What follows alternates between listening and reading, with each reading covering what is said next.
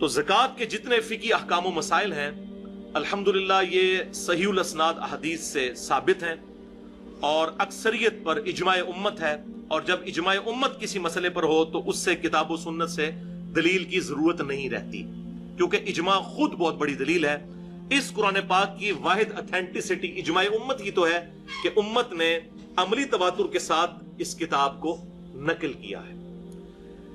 इजमा के हवाले से मेरी एक्सक्लूसिव गुफ्तगू है, मसला नंबर 31 के नाम से 40 मिनट की गुफ्तगू। उसमें मैंने इजमा की हुज्जियत और उसकी 17 मिसालें भी बयान की हैं।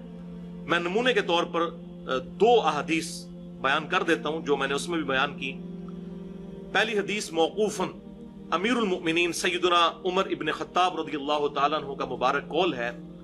अल मुसन्नफ इब्न अबी शैबा में इंटरनेशनल नंबरिंग के मुताबिक किताबुल बुयू चैप्टर में 22,990 उन्होंने कूफे के काजी शुरैह को खत लिखा कि जब भी तुझे कोई मसला आए तो सबसे पहले किताबुल्लाह में उसे तलाश कर, अगर किताबुल्लाह में ना पाए तो फिर सुन्नत रसूल सल्लल्लाहु अलैहि वसल्लम में उसे तलाश कर, अगर सुन्नत में भी ना पाए तो फिर उम्मत के इजमा में देखो कि उम्मत किस चीज को एक्सेप्ट किए हुए है, और अगर इजमा में भी ना पाओ तो फिर तुम इज्तिहाद कर सकते हो, और अगर ना करो तो तब भी दुरुस्त है इज्तिहाद। तो ये बुनियादी तौर पे 4 चीजें हैं, किताबुल्लाह, सुन्नत और इजमा, ये मेन एब्सोल्यूट 3 दलाइल हैं। और चौथी चीज जो है इज्तिहाद, वो एब्सोल्यूट नहीं है, रिलेटिव है, उसमें इख्तलाफ हो सकता है। आपको भी हक है इख्तलाफ करने का, मुझे भी। पूरी उम्मत के लिए इज्तिहाद का दरवाजा क़यामत तक के लिए खुला है, किताब और सुन्नत के दलाइल की रोशनी में, अपनी जाती राय की रोशनी में नहीं।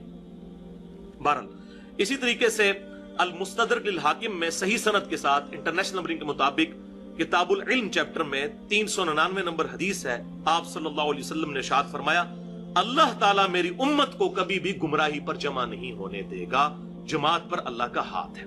ये अक्सर जो हमारी ये मुख्तलिफ जमातें और पार्टियां ये हदीस पेश कर रही होती हैं, जमात पे अल्लाह का हाथ है, तो वो अपनी जमात बता रहे होते हैं। इस जमात से मुराद इजमाए उम्मत है। ये पार्टियां बाजियां नहीं है जो ये जाली किस्म की पार्टियां बना के और सियासी पार्टियां और मजहबी पार्टियां और इनके अमीर बनाए हुए, ये जमात मुराद नहीं। इससे मुराद है उम्मत की मेन स्ट्रीम, इजमाए उम्मत। मेरी उम्मत कभी गुमराही पर जमा नहीं होगी, जमात पे अल्लाह का हाथ है। तो इस जमात से मुराद है उम्मत की पूरी इजमाई जो थॉट है, उसको इजमा कहा गया। इस पे अल्लाह ताला इस उम्मत की हिफाजत करेगा। ये 17 का अदद मैंने डिडक्ट किया है कि दिन रात में फर्ज नमाज की जो रकतें हैं वो 17 हैं, जिसपे अहले सुन्नत और अहले तशय्यो का इजमा है। 2 फजर की, 4 जोहर की, 4 असर, 3 मगरिब और 4 इशा, ये जो 17 फराइज बनते हैं इसकी निस्बत। पिछली दफा भी मैंने ये बात की थी तो लोगों की तरफ से ये भी क्यूरी आई कि भाई अहले तशय्यो आप क्यों कहते हैं, अहले तशय्यो तो 3 नमाजें पढ़ते हैं। तो भाइयों, अहले तशय्यो 3 नमाजें नहीं पढ़ते, अहले तशय्यो भी 5 नमाजें ही पढ़ते हैं। वो नमाजों को जमा करते हैं, जोर और असर को जमा करते हैं और मगरिब और इशा को भी जमा करते हैं।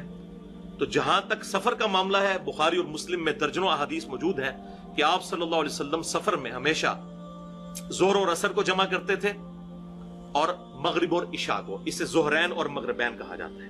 लेकिन एक हदीस ऐसी है जो सही मुस्लिम में 3-4 तुरुक उसके आए हैं, इंटरनेशनल नंबर के मुताबिक 1629 नंबर और 1633 नंबर, जिसपे इमाम नबवी ने सही मुस्लिम में बाब भी बांधा है कि सफर के अलावा हजर में भी, आम हालात में भी नमाजें जमा की जा सकती हैं।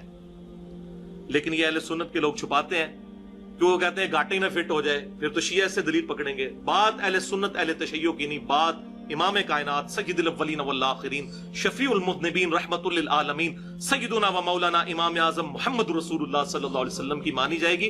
फिरका वारियत की लानत को छोड़ें, फिरका वारियत को 3 तलाकें देके 4 तकबीरें पढ़कर दफना दें, तब ये बातें समझ आएंगी। तो मैंने नंबर बताया सही मुस्लिम 1629, 1633। इब्ने अब्बास रदियल्लाहु ताला अन्हु कहते हैं कि नबी सल्लल्लाहु अलैहि वसल्लम ने हमें मदीना शरीफ में बगैर खौफ के, बगैर बारिश के और बगैर सफर के जोहर और असर की नमाज जमा करवाई। पहले 4 फर्ज जोहर के पढ़े, फिर 4 असर के जमात के साथ, और फिर मगरिब और इशा की जमा करवाई, 3 मगरिब के फर्ज और 4 इशा के। अब जब ये उन्होंने बात की इब्ने अब्बास रज़ियल्लाहु ताला अन्हु ने, तो जाहिर है कि आगे सबके लिए परेशानी थी। تو یہ حدیث جو تابعی بیان کرتے ہیں وہ ہیں سعید ابن جبیر رحمت اللہ علیہ المتوفى 96 ہجری. جب انہوں نے یہ حدیث بیان کی، ابن عباس کے شاگرد تھے، تو ان کے آگے سے شاگرد جو ہیں وہ تبع تابعی ابو زبیر پوچھتے ہیں کہ سعید ابن جبیر یہ آپ کیا کہہ رہے ہیں؟ آپ صلی اللہ علیہ وسلم نے عام حالت میں بھی نمازوں کو جمع کیا؟ تو انہوں نے کہا ہاں، میں نے بھی یہی سوال حضرت عبداللہ ابن عباس سے پوچھا تھا کہ یہ آپ کیا کہہ رہے ہیں کہ آپ صلی اللہ علیہ وسلم نے ظہر اور عصر کو اور مغرب اور عشاء کو عام حالت میں بھی جمع کیا تھا، تو کیوں کیا تھا؟ تو حضرت عبداللہ ابن عباس رضی اللہ تعالی عنہ نے فرمایا آپ صلی اللہ علیہ وسلم نے یہ اس لیے کیا تھا تاکہ امت کے لیے نمازوں کے معاملے میں کوئی تکلیف نہ باقی رہے، آسانی پیدا ہو جائے.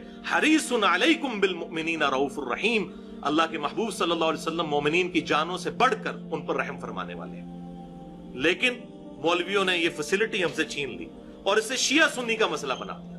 ہاں یہ بات درست ہے، اس کی روٹین نہ بنائی جائے. کبھی کبھار کوئی جمع کرتا ہے، روٹین بھی اگر کوئی بنائے اس پہ فتویٰ کوئی نہیں لگے گا.